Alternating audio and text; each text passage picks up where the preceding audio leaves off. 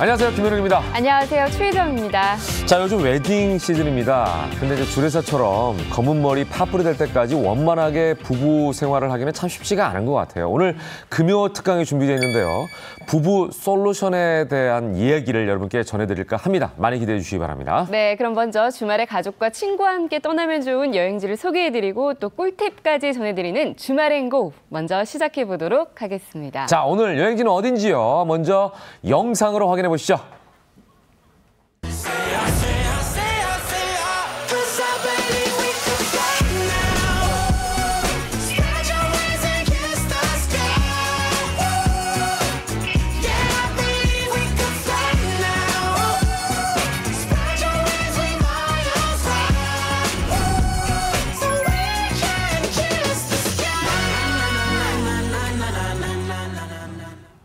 네, 오늘 주말엔 고 보신 것처럼 전라남도 강진이라는 곳을 여러분께 소개해드리겠습니다. 네.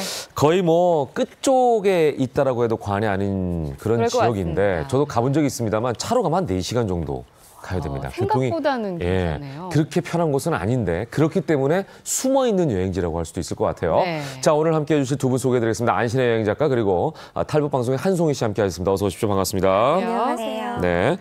자, 이번 주 전라남도 강진인데 제가 말씀드린 대로 사실 강진이라는 곳에 잘 모르는 분들도 많이 있을 것 같아요. 제작진 중에 강진하니까 거기에도 사람이 살아요? 이런 사람도 있더라고요. 심지어 그냥 오지라고 생각하는 분들도 있습니다. 그 정도로 생소할 수 있을 것 같아요. 강진을 특별히 선택한 이유가 있을 것 같아요. 이거 먼저 여쭤봐야 될 것 같은데. 네. 강진하면 보통 이제 조선시대 유배 1번지, 보통 역사책에서나 이제 사람들이 봤던 그런 곳으로 생각을 하는데요. 여행지로서 아무래도 강진을 떠올려도 뭐 정약용 선생님이 유배를 하셨던 다산초당 밖에 이제 떠올리지 않는 분들이 많더라고요. 근데 의외로 이게 숨겨진 보석들이 굉장히 많은 곳이거든요. 그래서 오늘 주제로 선정했습니다. 네. 자, 그렇다면 안신혜 작가께서 꼽는 강진의 매력, 포인트부터 한번 좀 짚어주실래요? 궁금하네요. 아무래도 제일 좋은 거는 예전 분위기라던가 그런 게 자연이라던가 훼손되지 않고 남아있어요. 왜냐하면 그렇죠. 아무래도 멀잖아요. 그래서 차로도 4시간 뭐 걸린다고 하고 딱히 항공편도 없다 보니까 맞아요. 정말 이렇게 가는 사람들이 솔직히 많지 않아요. 근데 이게 역으로 생각해보면 오히려 자연이 훼손되지 않고 또 정말 그렇게 조용히 힐링하기 좋은 그런 곳이거든요. 그러니까 유니크한 곳이라고 할 수 있을 것 같아요. 제 기억에도 제가 이때 그 고등학생들과 함께하는 프로그램 진행하려고 갔었거든요. 잘 데가 없어요, 숙소가 일단. 그래서 굉장히 그때 고생했던 기억도 있는데 그만큼 훼손되지 않은 곳이라는 거죠. 네. 근데 아까 차로 4시간 정도 걸린다고 하셨으니까 부산보다도 어떻게 보면 가까울 수 있는데 서울에서는 한번 가봤을 법도 한데 저도 아직 못 가봤는데 한송희 씨께서 직접 다녀오셨다고요? 네, 맞습니다. 직접 가보니 한국에도 이런 것이 있구나 할 정도로 너무 아름답더라고요. 그래서 제가 이제 다녀봤던 중에 너무 매력적으로 이렇게 보였던 그런 것이 있는데요. 저랑 함께 여행 떠나보시죠. 푸른 물결로 뒤덮이는 6월. 산 좋고 물 좋은 곳 찾아 나서시고 싶으시다고요? 오늘은요, 수려한 풍경은 기본, 역사와 전통, 문화체험을 즐길 수 있는 전라남도 강진군으로 떠납니다. 한 폭의 그림과 같은 바닷길, 병풍처럼 둘러싼 상가들과 함께하는 감성 여행. 여러분도 조성희와 함께할 준비 되셨죠? 조선시대 군사 여충지였던 전라병영성은요, 강진에서 빼놓을 수 없는 명소 중 하나인데요. 와, 진짜 크다. 안으로 발길을 조금 옮기다 보면 이렇게 특별한 나무도 만나볼 수 있답니다. 이 아름 둘레가 얼마인지는 모르겠는데 나이가 800살, 나는 25살. 무엇보다 병영성 근처에는 우리나라를 최초로 서양에 알린 하멜 벼룩이의 주인공 하멜의 손길 또한 곳곳에서 느낄 수 있답니다. 여러분, 이게 지금 담장이 너무 신기해요. 왜냐면 우리나라 담장은 보면은 이렇게 촘촘하게 이렇게 채곡채곡 쌓았는데 이 담장은 뭔가 이렇게 빗살 모양처럼 이렇게 쌓아가지고 되게 독특한 것 같아요. 약 15도 눕혀 촘촘하게 쌓은 이 담장은요, 하멜식 담쌓기로 그 옛날 네덜란드풍의 모습으로 자리하고 있답니다. 무엇보다 전라 병영성이 군사적 요충지였던 것만큼 군사들이 즐겨 찾던 술 또한 빼놓을 수 없는데요. 술하면 또 제가 빠질 수야 없죠. 이 모든 전통주가 직접 빚은 거라고 하네요. 근데 여기 전통주가 또 직접 만드시니까 술 맛이 되게 좋을 것 같아요. 내가 술을 잘 먹었더라머니 좋은 것도 좋은 거, 나쁜 것도 좋은 거지 범벅술을 만들었을 텐데 좀 음미만 하고 감정만 하고 딱딱 해왔기 때문에 60년 이상을 버티게 해왔지 않냐. 전통을 지키고 싶단 마음에서 탄생된 전통주는 이미 해외에서도 소문이 자자할 정도라는데요. 맑은 지화수와 우리쌀을 이용하여 중류식으로 빚은 명인의 술, 맛보지 않을 수가 없겠죠? 이것은 이제 냉각이 안 된 술인데 이것은 바로 먹으면 화해. 북한에 있을 때 저희 어머님이 술을 만들면서 저한테 계속 이렇게 줬댔거든요. 야, 이거 몇 프로인지 한번 네가 맛을 봐라. 이래가지고 제가 북한에서 대장금이었어요.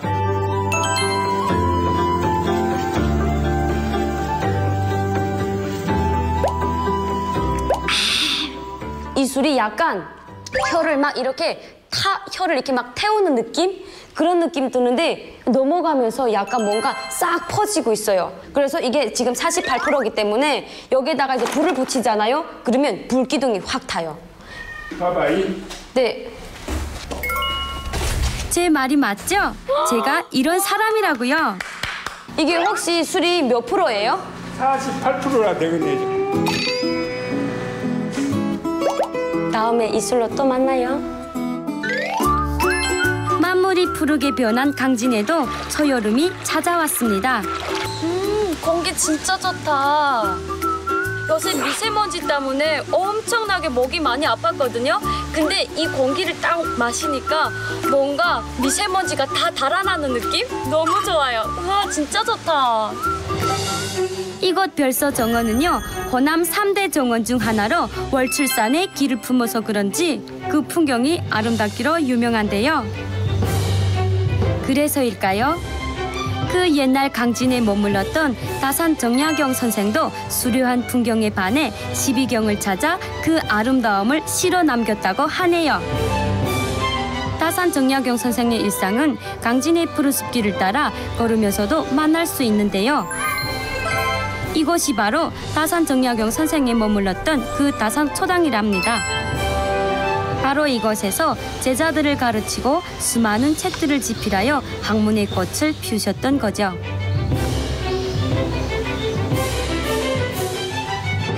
여기 진짜 경치가 엄청 좋다. 다산초당에서 조금만 오르다 보면 이렇게 강진만의 풍경도 한눈에 감상할 수 있답니다. 천년의 신비, 화려함을 간직한 고려 청자의 기품은 이곳 강진에서 느낄 수 있는 또 다른 아름다움 중 하나인데요. 그 아름다움에 반해 배움을 청하는 이들도 전국에서 올 정도라 하네요. 선생님 안녕하세요. 네, 어서 오십시오. 여기 고려 청자가 되게 유명한 곳인가요? 아, 예, 그렇습니다. 그 고려시대 때부터 청자를 꽂던 그런 지역으로서 훌륭한 도공들도 많이 근무하고 있습니다. 와. 오랜 전통을 이어왔다는 이곳 옹기장인의 손길. 장인의 숨결이 팍팍 느껴지지 않으시나요? 만드는 거죠. 혹시 이거 물을 묻히는 이유가 따로 있나요? 예, 일종의 이제 윤활 작용이죠. 아. 이렇게 손상이 안 되면서 이제 매끄럽게 겨울한 원심력에 의해서 만들어질 수가 있는 거죠. 진짜 신기하다. 자, 그러면 이쪽에 앉으셔서 한번 해보시겠습니까? 어머머머머머. 전 절대로 안 만져지는데요. 힘을 이렇게 더 줘야죠. 힘을, 예. 좀 올리세요.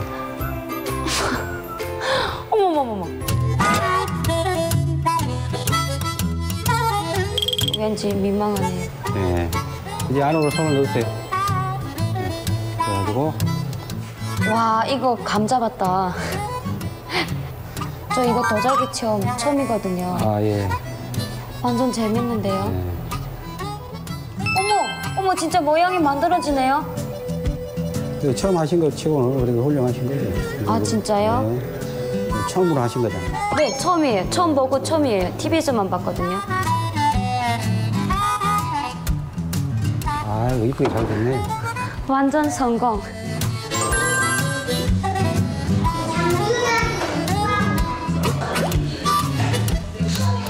제가 여기다가 우리나라 대한민국 지도와 여기다가 또 이렇게 평화 통일이라고 적었어요. 2달 지나면은 받아볼 수 있다는데 2달이 빨리 지나갔으면 좋겠어요. 야야. 초록빛이 싱그러운 6월. 무료한 일상을 벗어나 힐링의 시간을 가지고 싶으시다고요? 그렇다면 수려한 풍경과 다양한 체험이 가득한 전라남도 강진구는 어떠신가요? 네, 아우 잘 봤습니다. 일단은 그 엄청난 혀를 갖고 있는 한송이 씨의 네. 네. 대단하네요. 술에 도수를 맞히는 거 보니까. 네. 기둥을 예측하셨더라고요. 네. 강진은 처음 가본 건가요? 제가 강진은 진짜 처음 가봤습니다. 네네. 솔직히 강진이 어디 있는지도 잘 몰랐거든요. 근데 제가 이제 강진에 내려가서 이제 곳곳을 돌아다보면서 봤는데 정말 손상이 안 되고 정말 그 옛날 전통이 그대로 묻어있는 그런 느낌을 확 받아서 약간 고향 생각도 살짝 났습니다. 아, 그럴 수 있겠네요. 네. 사실은 고향과 강진은 극과 극이잖아요. 네. 북쪽에는 완전 남쪽이니까. 네, 완전 다른데 딱 보니까 옛날 그런 풍들이 너무 많아가지고 아, 정말 우리 고향이랑 어쩜 이렇게 똑같을까 이런 생각을 했습니다. 네, 자 강진은 지금 한송이 씨도 말씀하셨습니다만 굉장히 아름다운 볼거리들도 많이 있는데 더불어서 문화적, 역사적으로도 의미 있는 장소들이 많이 있습니다. 안신혜 작가께서 명소들을 좀 짚어주면 좋을 것 같아요. 아, 네. 제가 그래서 강진 하루 코스를 딱 준비해 왔는데요. 일명 역사를 강하게 그리고 감성을 진하게라고 이렇게 제가 지어왔어요. 가장 강진다운 강진을 볼 수 있는 곳이 아닐까 싶은데 백년사부터 다산초당, 도암성문공원, 주작산 휴양림까지 제가 그 코스들을 알려드릴게요. 예, 안신혜 작가 추천 코스 따라 강진을 한번 쭉 살펴볼 텐데 우선 코스들이 좀 붙어있는 느낌이 있어요. 네, 아무래도 이 코스들이 남도 명품길 중에 하나이기도 하고 또 강진의 역사라고도 할 수 있는 다산 정약용과 관련이 있는 그런 곳들이에요. 우선 출발지인 백년사부터 소개를 해드릴 건데요. 통일 신라시대 고찰인 백년사에 가면 이제 꼭 봐야 할 곳이 있어요. 바로 삼성각 앞들인데요. 사찰 건물의 기와 너머로 정말 아늑한 강진만과 또 반도의 푸른 산줄기가 아련히 건너다 보여요. 그래서 또 멍하니 바라다 보면 감성이 촉촉하게 젖어드는 그런 기분을 느낄 수 있고요. 또 하나 백년사에서 빼놓을 수 없는 곳이 바로 동백꽃인데요.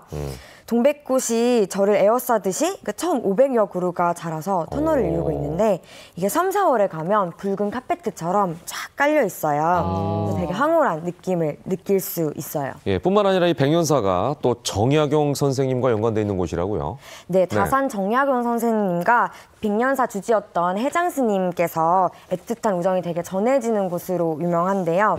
정약용이 이곳에 있는 동안 두 사람이 이제 수시로 만났다고 해요. 그래서 백년사를 벗어나서 다산초당으로 가는 길. 이 길이 바로 예전에 해장과 정약용이 서로 만나기 위해서 수시로 오가던 그런 길이거든요.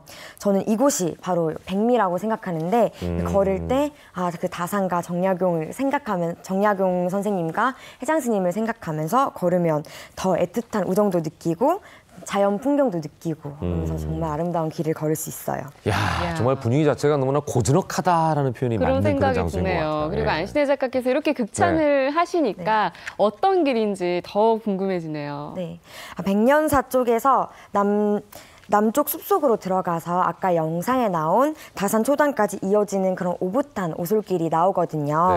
가지가 하늘을 향해 뻗고 있어서 천상의 나무라 불리는 수령 400년이 넘는 동백나무와 또 비자나무, 후박나무가 빼곡한 숲길을 지나면 야생 차밭이 나와요. 그 정약용의 호인 다산도 바로 이 차밭에서 나왔다고 해요. 아, 그렇군요. 다산이라는 호 자체가. 예. 자, 이렇게 숲길과 야생 차밭 이마트를 지나고 나면 또 특별한 장소를 만날 수가 있다면서요? 네, 맞습니다. 네. 아까 제가 해월루라는 누각을 찾았는데요. 초당으로 향하는 내리막길 왼쪽에도 누각이 하나 있습니다.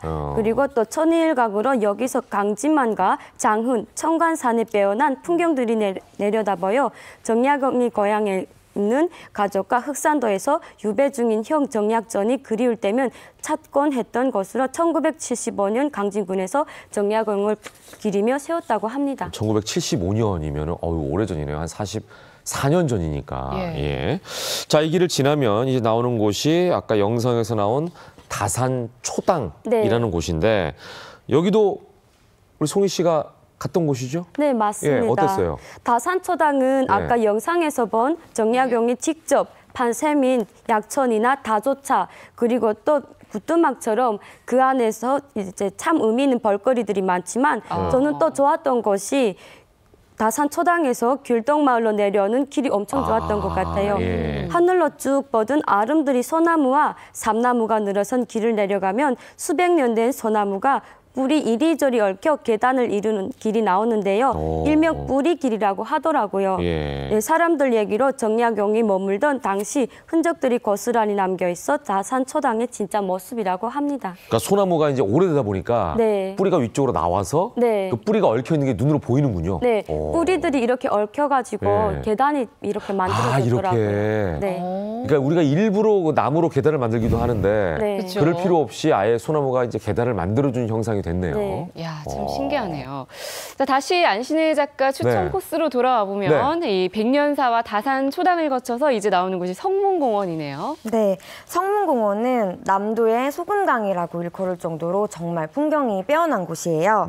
기암절벽이 펼쳐지는 그런 장엄한 풍경이 있는데 이게 설악산에 7형제봉이 있다면 청문산에는 70형제봉쯤 있다는 그런 우스갯소리가 있을 정도로 뾰족 석산무리가 정말 장관을 이뤄요. 이곳에 출렁다리가 있거든요. 구름다리 끝에는 사랑, 이제 하트 조형물이 있고 고개를 올려다보면 정약용이 사모했던 정조대왕 모습의 그 익성관을 쓴 임금바위가 흐뭇하게 내려다보고 있어요. 그래서 약간 애틋한 커플, 사연을 가진 그런 커플들이 출렁다리 결혼식도 한다고 해요. 그렇군요. 자, 이런 뭐 재미있는 어떤 얘기거리까지 안신혜 작가께서 전해주셨는데 자, 이렇게 눈으로 쭉 강진을 보다 보니까 정말 가고 싶다라는 생각도 들고 또 하나는 이제 여름에 우리가 산과 바다 이렇게 이제 양쪽을 나눠서 가는 분들 많이 있는데 산을 굉장히 가고 싶어하는 분들 많지 않습니까? 시원한 어떤 코스로도 손색이 없을 만한 그런 곳인 것 같습니다. 자, 이렇게 눈으로 보다 보면 또 하나 욕심이 생기는 게 뭔가 좀 맛있는 게 없을까? 또 이런 생각을 하지 않습니까? 네, 맞습니다. 강진은 눈 호강뿐만 아니라 또 입 호강도 할 수 있거든요. 네, 그래서 그 강진의 맛있는 맛집들을 한번 보시겠습니다. 세상은 넓고 맛집은 많은 법. 이번에는 전라남도 강진의 소문난 맛을 찾아 떠납니다. 10년은 젊어진다.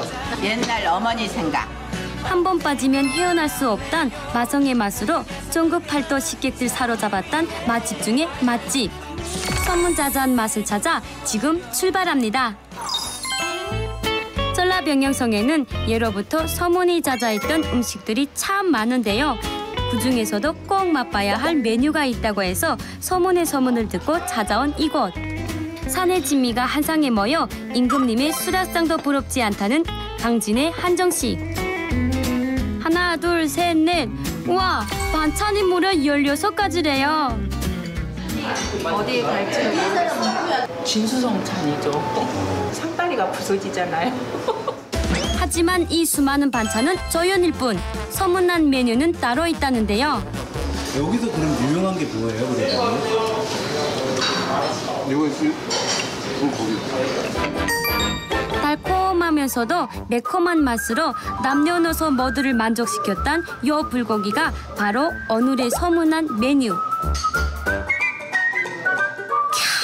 이렇게 쌈 채소에 불고기 가득 올려 한 입에 가득 넣어주면 이 순간만큼은 천국이 따로 없겠죠? 진짜 맛있어. 그 냄새, 향이치. 숯불 고기라. 양념해도 이런 맛이 안 나죠, 절대. 양탕 불맛이 이게 최고죠. 불향을 가득 품어 풍미가 살아있다는 연탄 불고기의 맛. 그 소문난 맛의 비결, 바로 요 고기를 굽는 작업에 달렸다는데요. 연탄에 구웠기 때문에 풍미가 살아났다는 거죠. 아니 근데 사장님, 연탄에서 구우면 정말 맛이 더 좋아지나요? 스스로 하면 연탄같이 이렇게 연탄으로 구운 그 뭐라 하지, 고기의 그 쌈박한 맛이라 해야 되나? 그 맛이 안 나와가지고 연탄으로 하고 있습니다. 무엇보다 이렇게 구우면 기름기는 쏙 빠지고 담백함은 살아난다고 하네요. 불고기의 맛은 재료에서도 결정됩니다. 이곳에선 두 종류의 돼지고기를 사용한다고 하는데요. 전지만 쓰게 되면 고기가 너무 퍽퍽하고 삼겹만 쓰게 되면 너무 기름이 많아가지고 저희가 1:1 비율로 섞어서 쓰고 있습니다. 여기에 30년에 걸쳐 내려온 비법으로 만든 양념장을 가득 넣어주고요. 직접 담근 간장을 넣어 양념을 완성시켜주는데요. 누룽내에 좀 잡아주고 좀 더 그 부드럽게 숙성해 줬을 때 좀 더 부드러운 맛이 있는. 음식의 완성은 정성. 맛있어지란 마법의 주문과 함께 손맛같이 입혀주고요. 24시간을 꼬박 숙성시켜주면 비로소 돼지 불고기가 완성. 이렇게 만든 돼지 불고기는요, 주문과 동시에 연탄 위에 살포시 올려주고요. 반질반질 윤기가 흐를 때까지 약 10여 분간 구워주면 비로소 완성되는데요.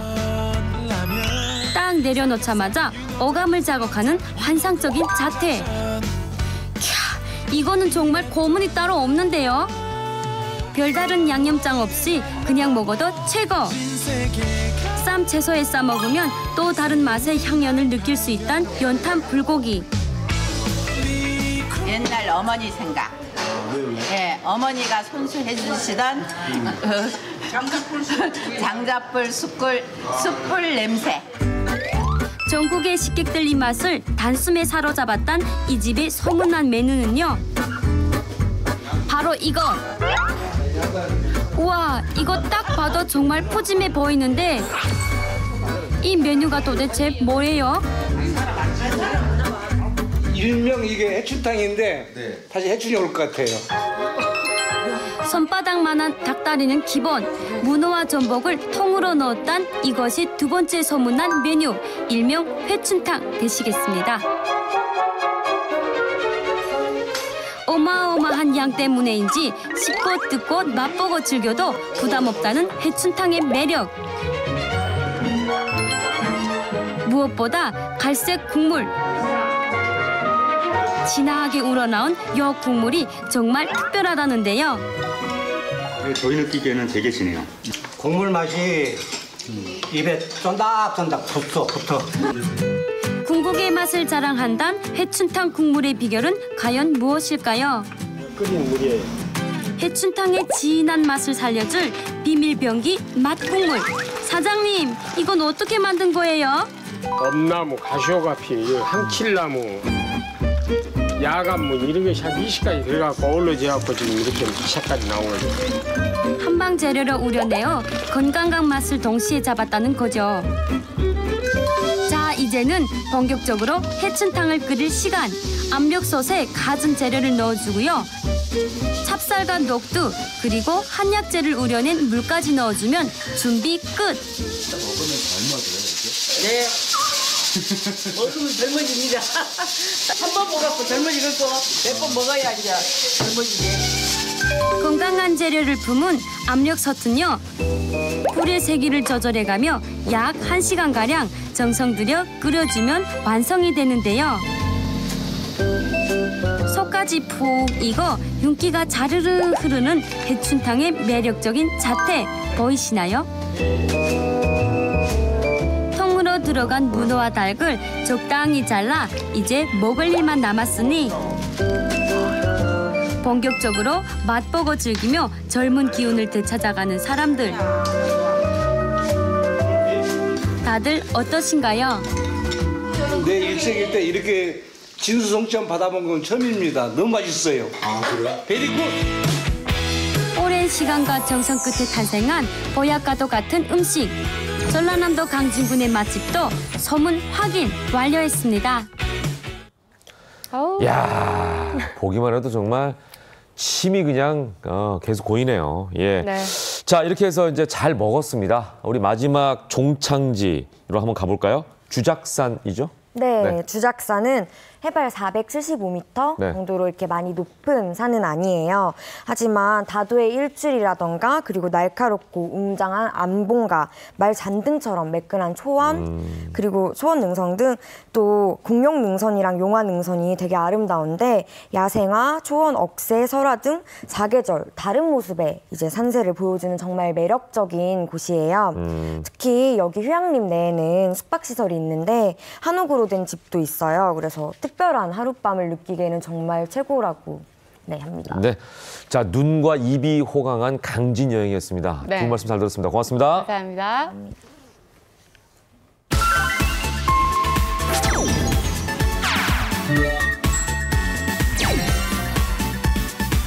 네, 제가 질문 하나 드릴게요. 네. 김현욱 씨는 평소에 아내분하고 대화를 자주 하시는 편인가요? 저는 뭐 자주 하려고 노력하는데 네. 그럼에도 불구하고 아내가 생각하기에는 부족한 것 같더라고요. 그럴 수 항상 있겠죠. 대화 좀 해라는 얘기를 입에 달고 사는 경우가 있습니다. 네, 근데 김현욱 씨뿐만 아니라 한 연구 결과에 따르면요. 부부간 하루 평균 대화 시간이 30분 미만인 경우가 35% 그리고 1시간 미만인 경우가 40%나 된다고 합니다. 그래서 오늘 시간 마련했는데요. 특별한 부부관계를 만들기 위한 방법에 대해 알려주실 분을 저희 스튜디오에 모셨습니다. 먼저 영상으로 만나보시죠.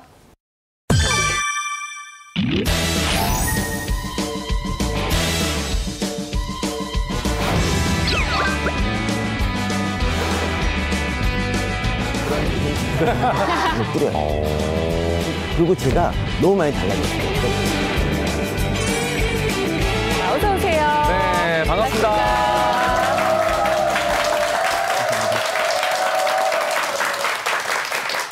네, 안녕하세요. 기생충학자 서민입니다. 이 5월은 가정의 달입니다. 그죠? 이 가정의 중심은 뭐냐? 바로 부부입니다. 이 부부관계가 좋아야 가정이 튼튼합니다. 그래서 오늘은 제가 이 부부관계가 얼마나 중요한지를 기생충을 이용해서 한번 말씀드려 보겠습니다. 네, 아니 아무리 기생충 학자시긴 하지만 기생충과 부부관계를 연결시키는 것 자체가 굉장히 참신하네요. 아닙니다. 기생충도 부부관계를 하기 때문에.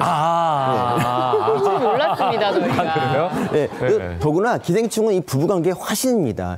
여러분 기생충이 얼마나 힘들게 사는 줄 아십니까? 일단 우리 몸에 들어와 산다는 게 쉬운 일이 아닙니다. 눈칫밥을 먹어야 되지 않습니까? 그것도 그렇고 우리는 이제 뭐 낮에는 태양이 뜨고 밤에는 뭐 전등이 환하니까 뭐 언제든지 뭐 밝게 살 수 있지 않습니까? 그래서 이제 다른 이성도 볼 수 있고 뭐 즐거운 거 많잖아요. 스마트폰도 보고. 근데 기생충은 여기 있으면 시 좀 깜깜해요. 뭐 낙이 없습니다. 그리고 먹는 것도 그렇습니다. 우리는 뭐 원하면 얼마든지 뭐 떡볶이 먹고 싶다. 떡볶이 사 먹을 수 있죠. 기생충은 어떻습니까? 자기가 원하는 거를 먹을 수가 없습니다. 뭐 떡볶이 먹고 싶다 그래도 숙주가 안 먹으면 못 먹습니다. 심지어 그 채식주의자 몸에 들어간 기생충은 어떻겠습니까? 평생 고기 못 먹습니다. 여러분 기생충을 사랑합시다. 어쨌든 이 기생충이 그러다 보니까 낙이 없다 보니까 이 짝짓기와 알라키에만 열중하게 됩니다. 그 기생충이 지금은 많이 멸종했습니다. 이 표에서 보듯이 정말 불쌍하게 멸종했죠. 지금 얼마 남아있는 게 많지 않습니다. 근데 이 모든 기생충이 다 멸종한 게 아닙니다. 30년 전이나 지금이나 비슷한 감염률로 계속 버티고 있는 기생충들이 있어요. 저는 궁금했습니다. 얘네들은 어떻게 이렇게 잘 버티는 것일까? 나중에 좀 봤더니 부부관계가 좋은 기생충들은 오래 남는다는 거였어요. 그래서 이제 제가 이 기생충을 이용해서 이 부부관계 유형을 대략 한 4가지 정도로 나눠봤습니다. 첫 번째가 뭐냐? 무관심형입니다. 여기 보이는 이 사자들처럼 짝짓기만 하고 그 다음에 나몰라라 하는 겁니다. 이 대표적인 애들이 바로 회충입니다. 회충 아시죠? 기생충의 왕이라고 할 만한 그 기생충이 사실은 쇼윈도 부부였던 겁니다. 얘네들은 짝짓기하고 서로 말도 안 하고 그냥 각자 살아요. 그러니까 부부인지 아닌지 모를 정도로 심지어 양육도 하지 않습니다. 애를 낳으면 키워야 될 거 아닙니까? 근데 얘네들은 그냥 알을 낳으면 그 알들을 밖으로 내보내서 이렇게 말합니다. 좋은 사람 찾아서 뭐 훌륭한 사람으로 성장하든지 말든지 나는 모른다. 그러니까 이 애들이 그냥 흙바닥에 내동댕이 쳐지는 겁니다. 그 애들이 다시 사람에게 들어오기가 얼마나 어렵겠어요. 두 번째로 독박 육아형이 있습니다. 예. 요즘 독박 육아가 사회 문제가 되고 있는데 네. 기생충 중에도 이 독박 육아를 하는 애들이 있습니다. 대표적인 게 바로 요충입니다. 요충. 이 요충은 수컷이 짝짓기를 딱 하고 나서 바로 도망갑니다. 어디로 가는지 아무도 모릅니다. 암컷 혼자 남아서 이제 애를 키워야 되는데 회충처럼 에라 모르겠다 나도 몰라라고 할 수 있지만 이 요충은 모성애가 지극한 애였습니다. 그래서 이 애들을 내가 돌보기로 합니다. 그러니까 요충이 그 이제 목표는 뭐냐면 이 알들을 다시 사람의 입에 넣어줘서 애들이 훌륭한 어른으로 자라게 하는 거예요. 그러기 위해서 요충이 정말 많은 노력을 합니다. 얘네들은 알을 낳아도 밖으로 내보내지 않습니다. 그냥 몸 안에 차곡차곡 챙겨놔요. 그러다 보면 이제 나중에 머리부터 발끝까지 알이 그냥 꽉 차거든요. 이 알들을 이 만삭의 몸으로 요충이 이제 긴 여행을 시작을 하죠. 원래 요충은 여기 살아요. 맹장. 맹장에 사는데 여기서 이제 이 심겹게 이 만 개의 알을 거느리고 올라가요. 그리고 이 옆을 낮은 포복으로 기어갑니다. 그리고 이제 항문으로 나가는 건데 이제 항문이 닫혀 있거든요. 평소에는. 근데 이제 우리가 가끔 꿈을 꿀 때 그때 자꾸 항문이 열려요. 그 틈을 타서 잽싸게 요충이 밖으로 나갑니다. 그리고 나서 항문에다 이제 알을 뿌리는 거예요. 나가서 항문 주변에다가? 항문 주변에 알을 뿌려요. 이제 그 다음에 이제 문제가 이거예요. 이거를 사람 입에 넣으려면 어떻게 해야 됩니까? 항문을 가렵게 해야 됩니다. 긁게? 네. 그래야 사람이 손으로 막박 긁다가 나중에 뭐 튀김이나 먹자 하고 딱 먹으면 이렇게. 그 알들이 사람 입에 들어가는 겁니다. 이 요충은 지금 탈진 상태입니다. 일단 만삭이죠. 긴 여행을 했죠. 그리고 출산까지 했어요. 이 중에 하나만 해도 몇 달 쉬어야 되는 일인데 얘네들은 전부 다 했잖아요. 그런데도 불구하고 이 요충은 이 항문 주위를 왔다 갔다 하면서 항문을 가렵게 하는 물질을 분비합니다. 그 사람이 안 되겠다고 막 박박 긁게 되고 이 알들이 이제 이렇게 들어가는 겁니다. 이 독박 육아 덕분에 이 요충이 성공을 했죠. 근데 어쨌든 이 독박 육아의 결과 어떻게 되느냐. 아까 요충 같은 경우는 항문을 이제 사람이 긁어서 이제 입으로 들어가는 걸 보면 할 일을 다 했다 생각에 바로 과로사를 합니다. 암컷이 죽어요, 바로. 너무 힘들게 지냈잖아요. 자, 세 번째로 암컷 주도형이 있습니다. 그러니까 남편이 아무것도 안 하니까 수컷이 암컷을 시켜서 뭐라도 좀 시키면 좋은데 그래도 안 하니까 그냥 너는 그럼 찌그러져 있어라. 내가 다 한다. 뭐 이런 거예요. 김숙 씨가 얘기했지 않습니까? 뭐 돈, 까짓건 내가 번다. 너는 그냥 짝짓기나 해라. 뭐 이런 거 있지 않습니까? 이런 거예요. 그러니까 이 대표적인 게 바로 싱가무스예요. 싱가무스는 원래 얘네들이 기도에 살아요. 기도. 이게 원래 기도에 살고 싶진 않죠. 근데 다른 데 갔더니 다 뭐 이런 무서운 기생충들이 막 버티고 있으니까 갈 데가 없어서 결국 정착한 데가 사람의 기도예요. 기도. 거기서 하루 종일 있어봤자 먹을 게 아무것도 들어오지 않습니다. 얼마나 배가 고프겠습니까? 근데 수컷이 먹을 걸 구할 생각은 안 하는 겁니다. 암컷이 얄밉지 않습니까? 뭐라도 좀 하라고 자기 임신했다고 막 얘기하는데도 수컷은 아무것도 안 해요. 그래서 안 되겠으니까 암컷이 먹이를 스스로 구하러 나갑니다. 그러니까 기도벽을 막 파니까 혈관이 나와요. 혈관. 입을 받고 피를 빨아먹기 시작합니다. 너 이거 보고 잔인하다 하지 마세요. 얘도 살아야죠.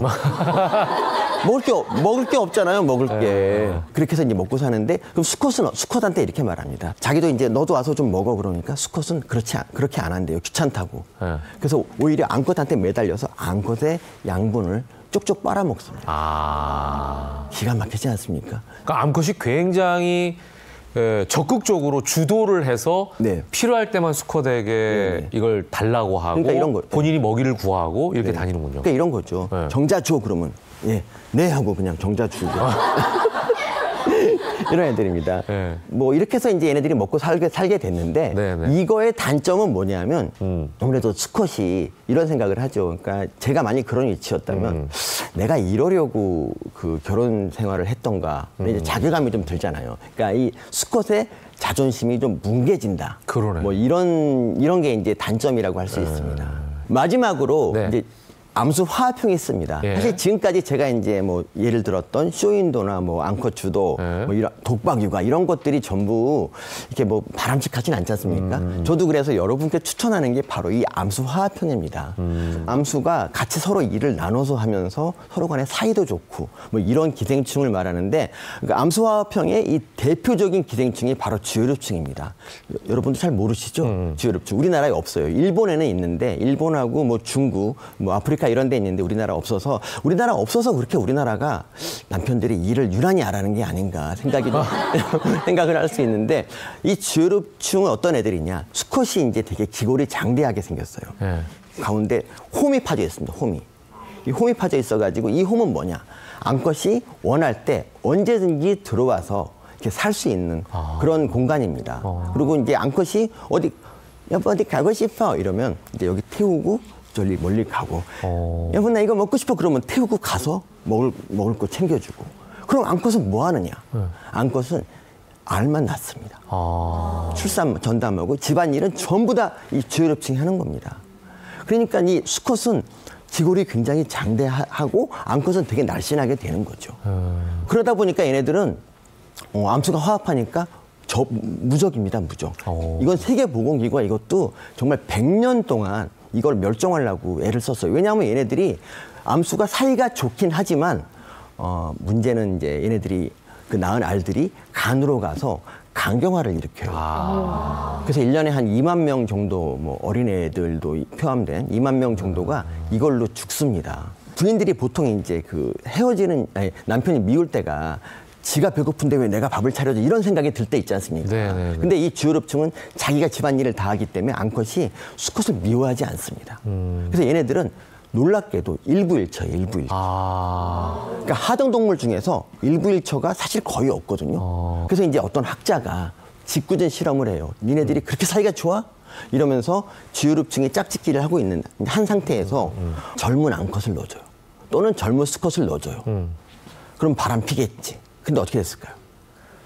짝을 바꾸는 주요류층이 거의 없었습니다. 물론 이제 한두 마리 있을 수 있지만 거의 90% 이상이 짝짓기를 그냥 유지한 상태로 계속 그냥 살고 있는 겁니다. 그러니까 여기서 하고 싶은 거는 뭐냐? 남편이 집안일 하면 이렇게 사이가 좋다. 근데 혹시 뭐 이럴 수 있지 않습니까? 뭐 남자가 부엌에 가면은 고추 떨어진다 이런 말 하지 않습니까? 그런 말 하면 안 됩니다. 주요류층은 고환이 7개나 됩니다. 7개. 굉장히 놀라시는데 고환이 그러니까 남성성의 상징이란 얘기죠. 그러니까 주요류층이 우리한테 말하는 교훈은 뭐냐? 고환이 나보다 적은 종들은 남자가 좀 집안일을 해라. 뭐 이런 얘기가 되겠죠. 이제부터 제 얘기를 하겠습니다. 저는 이렇게 태어났습니다. 그러면 답이 안 나오지 않습니까? 외모 때문에 어머니를 굉장히 많이 원망했습니다. 어머니한테 한 말. 엄마도 그렇게 이쁘지 않으면서 왜 아빠랑 결혼했어? 이런 말 많이 했어요. 아빠가 저거 비슷하게 생겼거든요. 유전성이 강해서 저희가 아무리 다른 사람이랑 결혼해도 이 세들이 다 만만치 않은데 어쨌든 그것 때문에 제가 얼마나 애들한테 놀림 많이 받은지 모릅니다. 애들이 막 저한테 이랬어요. 내가 지금까지 만난 애 중에서 네가 제일 못생겼어. 막 이런 말도 하고 막 그리고 저한테 뭐 새우젓 눈, 와이셔츠 단축구멍 막 이런 식의 별명에 이제 시달리면서 학창 시절을 보냈습니다. 이런 상황에서 제가 당연히 이제 대학에 갔지만 역시 여자가 없어요. 저한테 아무도 오지 않습니다.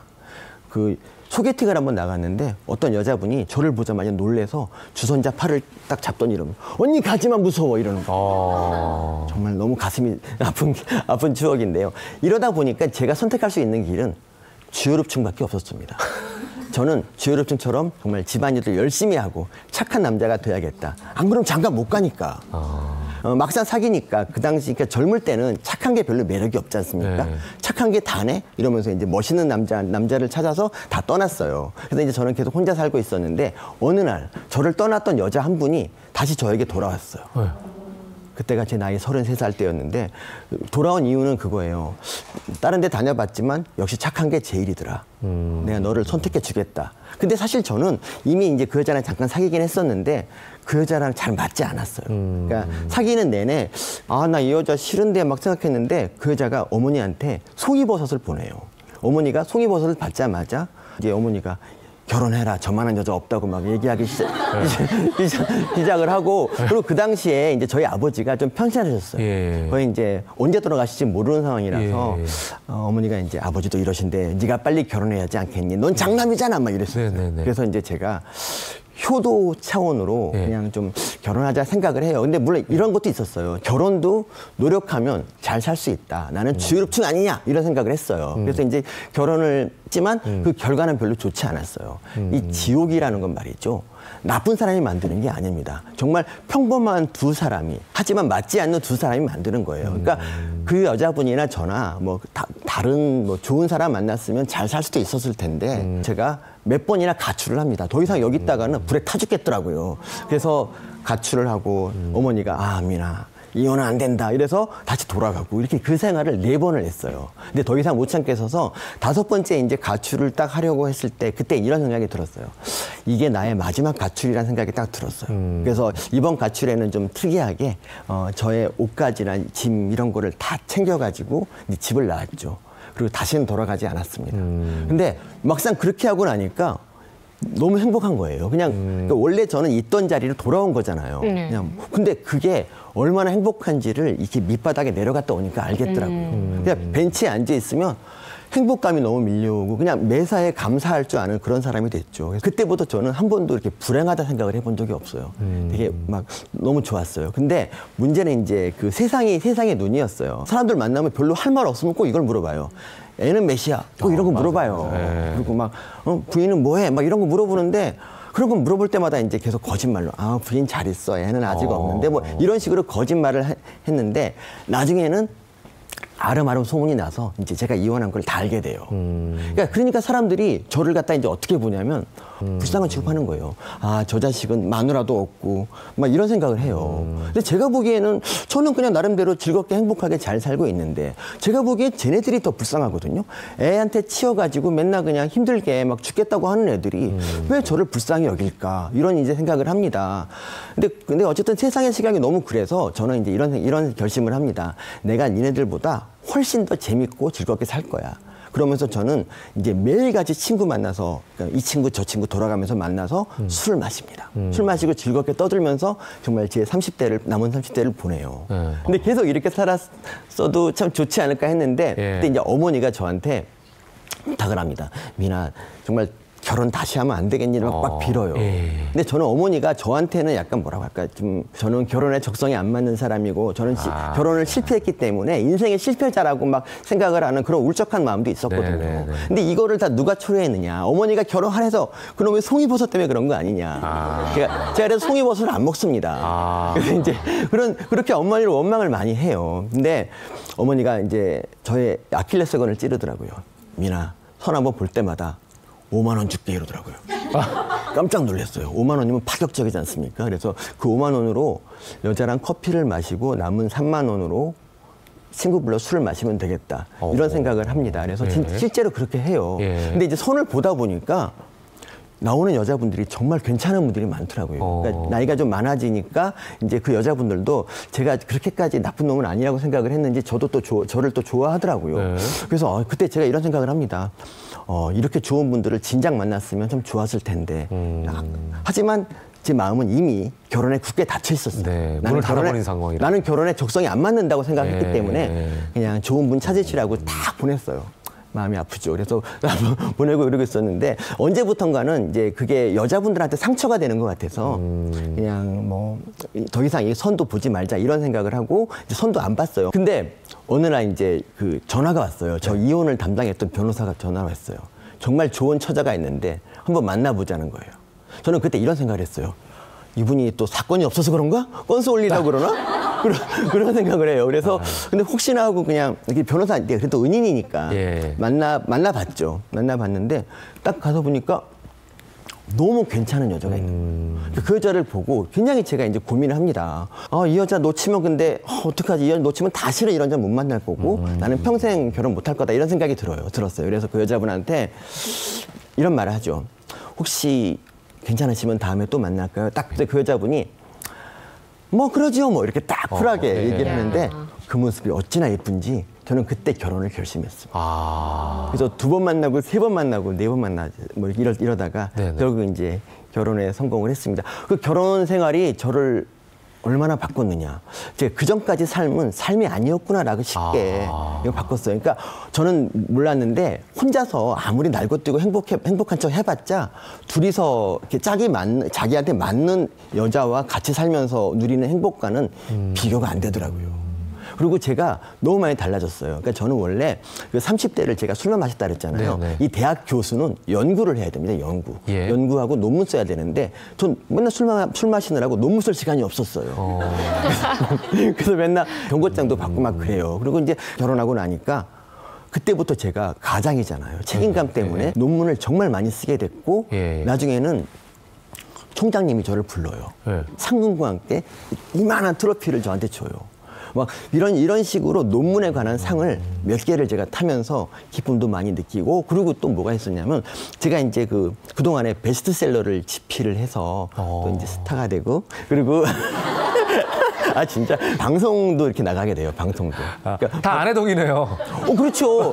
방송도 나가서 이제 방송을 내가 나가게 된 게 이제 다 무슨 부부 프로였는데 아내 자랑을 하면서 방송에 나가게 됐고, 거기서 이제 재능을 인정받아서 이런 방송 저런 방송 다 나갔으니 뭐 당연히 아내의 덕이죠. 그래서 제가 아내한테 가장 고마운 건 뭐냐면, 저는 원래 그 내시경을 받지 않는 그런 의사 모임이 있어요. 아니 왜요? 내시경 하면은 그 반가운 기생충을 볼 수도 있을 텐데.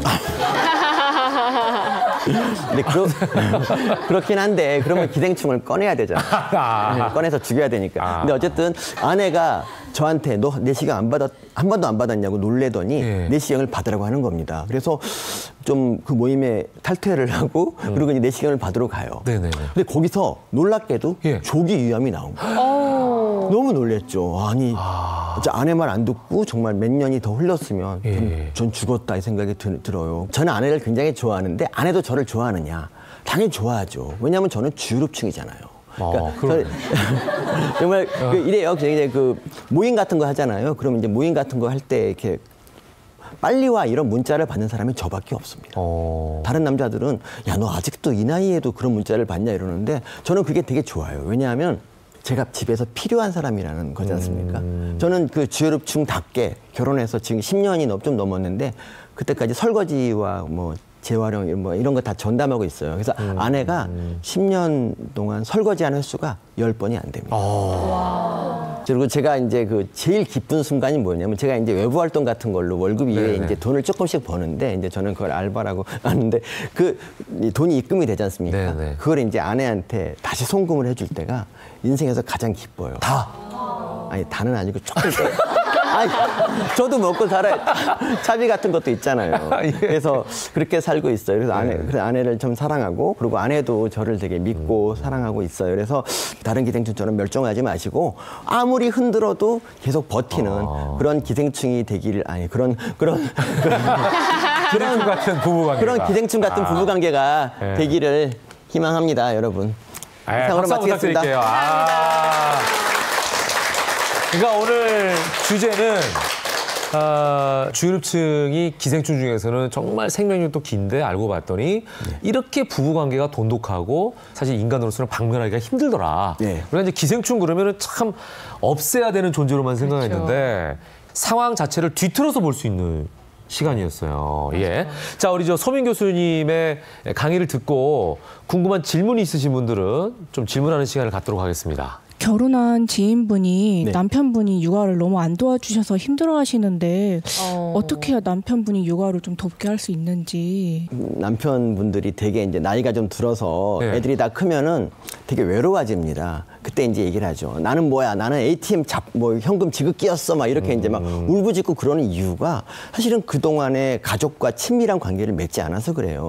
노르웨이 같은 나라 보면은 처음에 이제 애가 태어났을 때 그때는 사실은 이제 둘 다 애를 못 보지 않습니까? 부부가 둘 다 서투를 때 그때 이제 나눠서 육아를 좀 한 경험이 있으면 나중에 커서도 계속 아이하고 잘 놀아주고 좋은 아빠가 되더라고요. 그래서 나는 외롭다고 이렇게 외로워진다고 황량한 남편의 모습들을 좀 찾아서 인터뷰 같은 거 해가지고 그러니까 이제 나이 들어서 후회되는 게 뭐냐? 그러면 이제 그때 애랑 같이 안 놀아서 애들이 지금 나를 별로. 그러니까 사실 그렇지 않습니까? 뭐 나중에 애들이 자라면 자기한테 잘해도 또 엄마하고만 접촉을 하죠.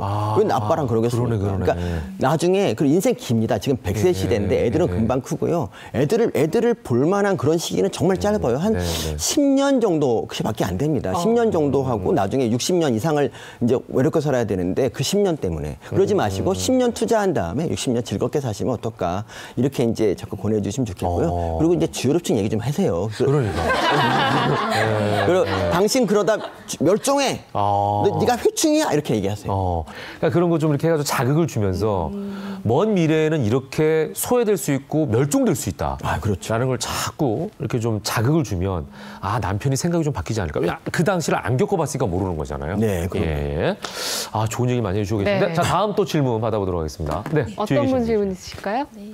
예, 제가 아는 분이 몇 년 전에 이혼을 하셨어요. 근데 다시 재혼을 하기가 너무 무섭고 겁이 나신다는 거예요. 이분들은 어떤 마음을 가져야 할지 정말 궁금합니다. 본인 얘기 아닌 거죠? 네. 제 아는 사람입니다. 아니, 너무나 심각하게 질문하셔가지고. 네. 아니, 근데 요 질문은 이 서민 교수님 오늘 저 많은 질문을 하셨지만 딱 그 서민 교수님 어떤 상황과 비슷하기 때문에 맞습니다. 정확한 답을 좀 줄 수 있으실 것 같아요. 네. 그러니까 역시 아까 제가 말씀드린 것처럼 자기 짝을 못 만나서 결혼에 실패한 것이지 자기가 모자란 건 아니다. 물론 그리고 사람은 실패로부터 많은 걸 배우거든요. 그래서 저 같은 경우도 사실 첫 번째 결혼에 대해서 다시 반추를 해보면 거기서 무조건 상대가 안 맞는다고 포기하지 않았는가. 그러니까 제가 잘못한 건 없는가를 되게 반추를 많이 했어요. 그래서 이제 두 번째 결혼할 때는 그런 실수를 하지 말자고 제가 스스로에게 막 다독이기도 했는데 어쨌든 간에 여자 없다 이런 거에 좌절하지 마시고 자기 나름대로 행복하게 혼자서라도 얼마든지 행복하게 살자 이런 마음을 가져야 다른 여자가 그 지인분을 멋있는 남자로 봅니다. 그러니까 여자 없다고 맨날 술 마시고 울적하게 앉아서 어디 여자 없나고 막 눈을 막 개슴치레하게 뜨고 이러면은 여자 절대 도망갑니다. 그러니까 자기가 한번 결혼에 실패했기 때문에 자존감이 낮아져 있잖아요. 그러니까 자기 자신에 대한 자신감과 자존감을 좀 가져야 된다는 거죠, 일단 기본적으로. 그러니까 스스로 홀로 행복하는 연습을 해야 돼요. 혼자. 그래야지. 그러니까 아마 제가 그때 결혼할 때도 저는 이제 술도 마시고 친구 만나고 이러면서 제가 행복한 느낌을 많이 갖고 살았던 것이 그 여자 아내가 저를 이렇게 좋게 봤던 이유인 것 같아요. 그러니까 얘는 내가 도와주지 않으면 안 돼 이런 게 아니라 너 그 행복 나눠 갖자 뭐 이런 마음을 가진 것 같아요. 그래서 혼자서 멋들어지게 정말 한번 재밌게 한번 살아보세요. 그리고 결혼 실패가 뭐 다른 실패보다 지금 난 거예요. 사업 실패 같은 거예요. 사업 실패해서 100억 빚져 봐요. 그거보단 결혼 실패가 훨씬 낫지. 숨이 막히네요. 야, 저는 사업 실패 그러면 다시 일어나야지 이런 생각하고 있었는데 100억 빚이면은 치명적이네요. 네, 그렇습니다. 그거보다 훨씬 상황이 좋으니까 꼭 그렇게 하시고 그리고 그동안에 자신이 이제 뭐 요충 같은 타입이라고 할지라도 자신을 많이 바꿔 나가셔야 돼요. 그러니까 그 준비가 돼 있어야 돼요. 일단 결혼 아내가 오면 잘해줄 그런 준비. 지금 저 교수님 답변이 이제 이런 것 같아요. 나는 지금 이혼했고 내 상황이 최악이고 이렇게 보는 게 아니라 절대적인 어떤 나만의 그 안 좋은 상황을 만드는 게 아니라 상대적으로 그죠? 나보다 또 이런 사람은 더 안 좋을 수도 있는 상황이니까 나는 거기에 비하면 낫지. 뭐 이렇게 자기를 좀 북돋우면서 자신감을 가질 때 오히려 또 다른 인연을 만날 수 있는 기회가 찾아온다. 그럼요. 요즘 같은 뭐 세 쌍 중에 한 쌍이 이혼하는 와중에 뭐 이혼은 지금은 아무 일도 아니라고 이제 스스로를 다독거리면 좋겠어요. 실패자가 절대 아닙니다. 자, 오늘 아주 그 발상의 전환이었습니다. 그러니까요. 기생충 박사답게 기생충의 관계를 통해서 우리가 올바른 부부 관계를 어떻게 가질 수 있느냐 여기에 대해서 아주 특별한 강의를 해주셨습니다. 서민 교수님께 큰 박수 한번 부탁드리겠습니다. 고맙습니다. 감사합니다. 네, 이번에는 톡톡 생활경제 이어가겠습니다. 정철진 칼럼니스트 나오셨습니다. 반갑습니다. 네, 안녕하십니까. 네, 평소 강남역 자주 다니시는 분들 이번 소식 귀 기울이셔야겠습니다. 강남역 인근에 위치한 피부관리실에서 호객 상대로 데려온 고객을 상대로 강매하는 사례가 쏟아지고 있다고 합니다. 그렇습니다. 1, 2년 전부터 이 강남역 아줌마가 등장을 했는데요. 최근 아주 극성을 부리고 있고 피해 사례도 폭증을 하고 있어서 오늘 이 아이템을 골라봤습니다. 또 이게 강남역 아줌마이긴 하지만 전국적으로 확산될 수 있다. 그래서 잘 방송을 보시면 될 텐데요. 핵심은 일단 강남역에 서 있는 뭐 젊은 혹은 30, 40대 여성들에게 이 아줌마가 접근을 해서 근처에 있는 이 피부 관리숍으로 와라. 얼굴 너무 이쁘다. 하고 한 3, 4만 원짜리 미끼 쿠폰을 주면서 받기만 한번 와봐라라고 하는 극심한 호객 행위인데 일단 피부관리숍 안으로 들어오면서부터 상황이 굉장히 바뀐다는 것이죠. 네, 지금 뭐 얘기하신 대로 미끼네요. 네. 3, 4만 원 이렇게 어떻게 보면 시술권을 주면서 그렇죠. 네. 오면은 이제 뭔가를 덮어 씌우기 위한 그런 그렇습니다. 수법이 아닌가 네. 싶은데. 예, 일단 올 때는 그 한 3, 4만 원권만 받고 가라고 하지만 들어오게 되면 아주 혼을 쏙 빼놓습니다. 뭐 피부 좋다, 이게 문제다 하고 바로 그 측정기 같은 것들을 갖다 대면서 뭐 그 누구도 버티지 못할 만큼 호객 행위를 하거든요. 그러면서 이제 덜컥 결제까지 유도하는데 보통이 10회에 200만 원. 그러면서 이제 딜이 시작되는 거예요. 뭐 비싸다라고 하게 되면은 뭐 깎아주는 거죠. 20회, 뭐 30회에 오히려 또 뭐 250만 원, 뭐 300만 원으로 할게. 아니면 이게 딱 봤을 때 상대가 좀 물렁물렁하다 하면 뭐 더 많이 10회에 20회에 뭐 500만 원 이렇게까지 하면서 피해가 아주 커지고 있는 상황입니다. 예, 근데 당하는 사람 입장에서는 얼떨결에 끌려가서 덜컥 결제를 할 수도 있을 것 같아요. 근데 문제는 아까도 말씀하셨지만 다른 지역으로 확산될 수도 있다면서요. 그러니까 강남권에서는 강남역뿐만이 아니라 논현역 쪽, 그다음에 역삼역까지도 이제 이 뭐 강남역 아줌마라고 불리는 이제 이분들의 호객행위 행들이 아주 커지고 있는데 문제는 이제 집에 온 거예요. 한 번 받고 한두 번 받고 그런데 뭐 300만 원, 500만 원 결제가 돼 있으니까 이제 깨닫죠. 아, 이게 잘못됐구나. 그래서 환불을 요청을 하는데 바로 여기서부터 사단이 납니다. 안 해주고 해당 업소 측에서 버티니까 여기서부터 굉장히 많은 실랑이가 지금 발생하고 있는 것이죠. 네, 일단은 피부 관리 해보신 분들은 알겠습니다만 비싸거든요. 네. 맞아요. 네, 피해 금액이 그만큼 클 것 같아요. 저도 이제 이 소비자원, 한국 소비자원이 조사한 이제 전체 피해 금액은 모르고 나는 얼마를 당했다라는 이제 개별 인터뷰를 통해서 조사를 한 건데요. 깜짝 놀랐습니다. 일단은 100만 원에서 300만 원대가 가장 많습니다. 40%. 근데 300만 원에서 500만 원 정도의 피해를 봤다는 것도 20%가 됐고 응답자의 저 보십시오. 한 12%는 지금 1,000만 원. 그다음에 6%는 1,000만 원 이상까지도 이제 결제를 하면서 환불이 안 되는 정말로 많은 이제 실랑이가 벌어졌다라고 해서요. 피해 규모가 상당하다 이렇게 볼 수가 있을 것 같습니다. 예, 저 정도면 법적인 보호를 받을 수 있어야 될 것 같은데 어떤가요? 현행 법으로는요. 방문 판매법으로는 충분히 보호를 받을 수가 있다. 그리고 여기서 머릿속에 딱 기억하실 게 2주입니다. 2주. 그러니까 14일 내에는 소비자들에게는 청약 철회권이라는 게 있습니다. 그래서 계약을 체결한 14일 이내 우리가 홈쇼핑에서도 저 2주, 14일이 굉장히 눈에 확 들어오지 않습니까? 언제든 청약 철회를 가능할 수 있을 텐데요. 물론 14일 이내라고 해서도 말을 안 듣죠. 우리 못 해줘요, 몇 해줘요 하지만 충분히 권리가 있습니다. 그래서 지금 화면에 나오는 것처럼 만약에 끝까지 말을 안 듣는다. 그러면 내용 증명을 보내서 나는 분명히 청약 철회를 하겠다. 계약 해지의 의사를 밝혔다라는 것을 일단은 확고히 해야 됩니다. 하고 번거롭지만 끝까지 버틴다면 법정 싸움으로 가야 되는데 14일 이내에 의사를 표시했다면 2주 분명히 승소할 수가 있다라는 것을 말씀드리겠습니다. 그러니까 2주 안에 돌려받을 수 있는데 다 돌려받을 수 있는 건가요? 네, 근데 여기서부터 문제가 발생하죠. 왜냐하면 이렇게 불법적인 호객 행위를 하고 상대방을 진짜 돈을 뺏으려는 사람들은 더 사악한 마음을 먹잖아요. 근데 문제는 뭐냐면 서비스 계약은 2주 내에 철회할 수 있는데 실제 사례들을 보면 화장품이라든가 이런 것들을 끼워서 같이 이거 줍니다. 이거 써봐 같이 이거 이번에 계약권 안에 있어라고 해서 그 화장품을 뜯고 쓰잖아요. 그렇죠. 근데 여기서부터는 문제가 발생합니다. 즉 무형의 서비스는 철회할 수가 있지만 그 안에 제품을 뜯었을 경우에는 문제가 좀 복잡해집니다. 이게 왜 그러냐면요. 현재 방문 판매법에서도 이 실은 이제 제조업체 측에 공급자 측에 그 예외 조항을 둔 게 오히려 그러니까 지금은 이런 피부 관리 숍에서 범법 행위를 하지만 소비자 중에서도 써보고 반품하는 경우가 많잖아요. 그렇죠. 반대의 그렇기 경우. 때문에 어떤 조항이 있냐면 소비자의 책임 있는 사유로 제품이 손상된 경우, 제품을 개봉한 경우에는 또 청약 철회가 안 된다라는 조항이 있어요. 그렇기 때문에 가장 좋은 것은 아예 이런 호객 행위에 끌려가지 않는 것이고 끌려가서 좀 받았다 하더라도 제품을 개봉하거나 이걸 뜯게 되지 않은 채 이 청약 철회, 이 반대난 해지하겠다는 의사를 밝혀야 된다는 거 명심하시기 바랍니다. 일단은 이런 호객 행위가 있다는 걸 좀 아시고 조심하시는 게 중요할 것 같습니다. 영상으로 보는 이슈 전해주시죠. 네, 그렇습니다. 앙드레 김, 정말 유명한 대한민국 대표한 디자이너죠. 세상을 떠난 지 8년이란 이제 시간이 흘렀는데 그를 추모하는 또 패션 쇼들이 계속해서 열리고 있습니다. 그 현장의 모습 영상을 통해서 확인하시죠. 순백의 의상과 독특한 헤어스타일, 앙드레김 특유의 말투는 수많은 패러디를 만들어냈습니다. 오, fantastic, unbelievable. 나는 엘레강스한 여성들을 위한 패브릭을 찾고 있었는데.